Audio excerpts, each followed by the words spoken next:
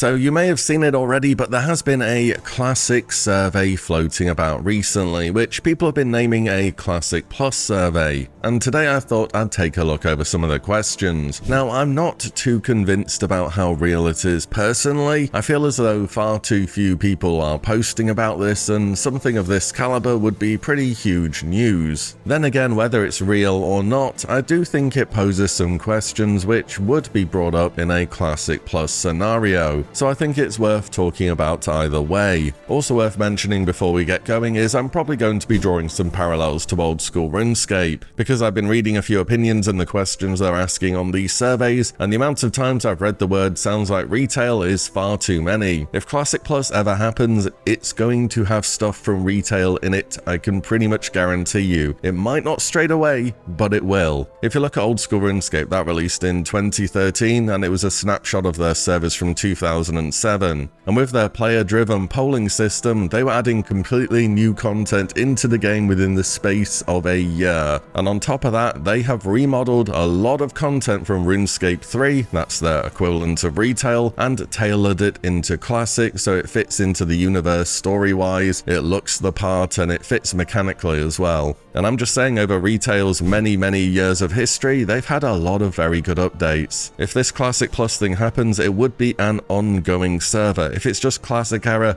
plus a little bit of extra stuff, I just don't think people are going to stick around. So as the server progresses, I think people are going to get more open to change if it does indeed happen. Just wanted to get that out of the way though, but let's take a look at some of the questions. So below are a mix of features that could be included in a new version of World of Warcraft. So we have new or unexplored storylines and lore. This one's pretty much a given and something which would need to happen. There are a bunch of stories in the game which are unfinished and could be picked back up. Not really much to add on that one, but it would be something that would need to happen. New reputations and rewards. Again, this goes along with new stories and lore. You meet new factions, new groups of people within the game, and they would have new rewards. New or reimagined raids. There's actually quite a substantial amount of raiding content at level 60 already. Obviously, I'd like to see new raids, who wouldn't? But you could also add maybe a new wing to existing raids to flesh them out a bit more and give people a reason to get excited about them. But again, this would be something that would happen. Exactly the same comment for new or reimagined dungeons. Both new dungeons will be good, as well as adding to existing ones. New or future races pulled back. So I don't think you need to add races from the future of the game into it, because they would have to be added in a pretty jarring way, where they don't really already exist within the universe. We do have a lot of potentials in the game. We got Firbolg, Ogre, Worgen, High Elves, Goblins, and so on and so forth. There's enough content there where we could group up with a new faction that we've never done before. So new races, yes. Future races, probably not. New or future classes pulled back. Eventually, this will be something that would happen, but I'm not talking about it from launch or anything. But when the server's a few years old, this would make sense in time. Now, this wouldn't involve copy-pasting DK, putting it in Classic and saying job done. You'd have to put some effort into this. Equally with new classes, again, maybe, why not? Perhaps the Tinker class, for example, that's one I'm surprised we haven't seen in retail yet. You could even have it with two specializations. You could have the Goblin Spec Tinker, which is all about explosions and bombs and damage, and then the Gnomish one, which is more tanky, and they can conjure shields,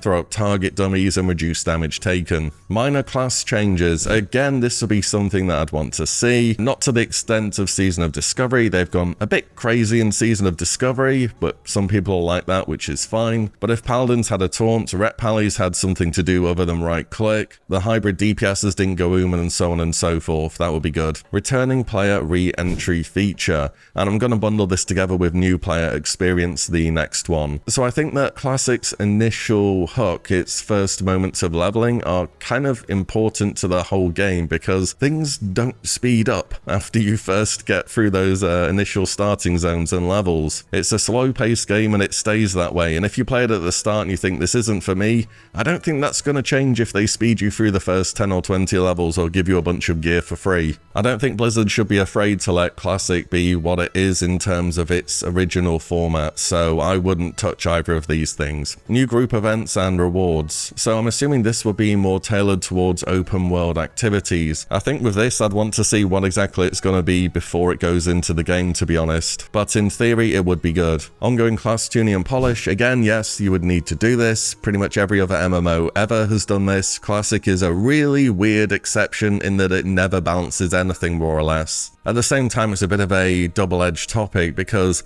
I've seen how class balancing has gone in Season of Discovery, and Blizzard have said that they don't expect it to be perfect, but honestly, the players do. They do expect it to be perfect, and the amount of just constant complaining about the state of class balance has been something which, whenever I go to read about Season of Discovery, is something I find. So something ongoing would be good, but I just don't know how well the players are going to react to it. Guild Bank, I mean, the alternative is you have an alt that you trade stuff to, so Guild Bank, sure, why not? You could even make it a bit of a gold sink within the game. A collections UI where you could store your mounts, toys, and companions in classic era. This is a bit of a funny one, really. There are some toys in the game which are a lot of fun to use, but they're trinkets, so realistically you can never use them, such as the Orb of Deception is one that comes to mind. And if you look in Season of Discovery at the moment, they have that toy that turns you into a goblin, and everyone's using it all the time because they are a lot of fun, and if they're in a toy UI, you can use them whenever. Also, if they're in a UI like this, that makes them usable cross characters. You have sort of less of this main character identity, and when you've earned something on your main, you'd also be able to use it on your alt. So say there's some new really rare mount from whatever it is, a raid, from PvP, from some new rep grind, you would technically be able to use that on your roll to level 40 straight away. I don't know if that's something you want to go down. I think initially this would have to be a no, but it depends how many new things they end up putting in the game. Dual talent specialization. Another huge question here. I think this has been really successful in Season of Discovery personally. I don't mind some degree of gold sinks still being added to it instead of a one-time cost. And I wouldn't even mind seeing some kind of consumable profession item that can be used to reset your talents remotely,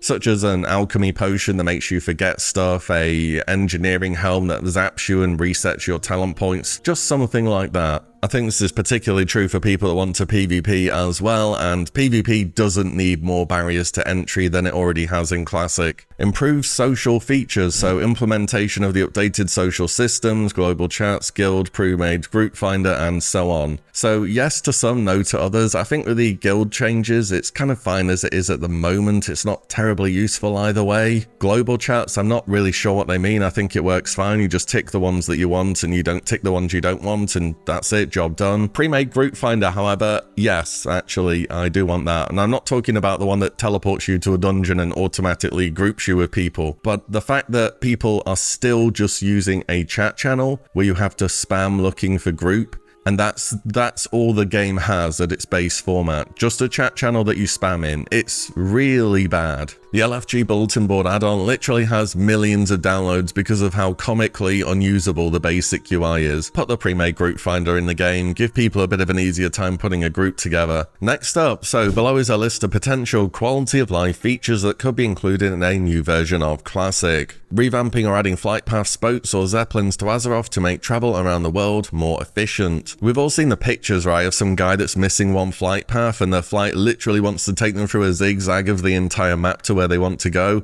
I mean, it's completely stupid, but it's also kind of funny and part of the game. And at the end of the day, Classic Plus will be an ongoing server. If you don't have the flight path, go and get the flight path. I mean, your character's not going to go anywhere. Hopefully. Then again, maybe one or two flight paths could be added, such as Northern Stranglethorn Vale for Alliance at that Rebel camp, which is just an absolute pain to get to. Overall though, things are probably okay as they are. Adjusting the way items stack in bags to make inventory management easier. Honestly, just buy some better bags. I imagine as the server would go on, they'd add new profession crafting items, and bags may indeed be one of them. Introducing in-game resources to help players find the right guild for them. I don't think this is theoretically a bad thing, but I don't really know how it would go. At the same time, I do think a lot of people already fall in with a type of guild which is for them. Some people will just see a trade chat guild spamming and they'll join that and that'll be fine, so they just want to be part of something big. There are tryhard people who are going to go looking up guilds on Warcraft logs to see how good they are, to see how fast they clear. They're going to look through everything on their server's Discord, and I don't know how much an in-game tool would end up changing that, so I think it's probably fine. Reducing the mana cost or increasing the duration of buff spells, for example, Prayer of Fortitude. The big way to buff all of these would be to make them party or raid wide by default. However, if you do that, you'll lose the interaction of needing consumable items to use the raid wide buffs, which is ultimately losing something from the game, which I think it's not worth taking away for the convenience at this point in time. I wouldn't mind seeing the individual buffs bumped up a bit in duration and lowered on mana cost a bit, just so rebuffing isn't quite as painful. Adding flying mounts to classic era. So I'm going to go back to old school RuneScape real quick. So obviously they have a polling system, and part of that responsibility when you're polling your players on updates is you need to know which questions just shouldn't be asked, because you don't want to open the Pandora's box and see what's in there. It's not that I have particularly strong feelings for or against them, it's just they don't fit in the world. The world is not built for flying. You go over a mountain and behind it there'd just be a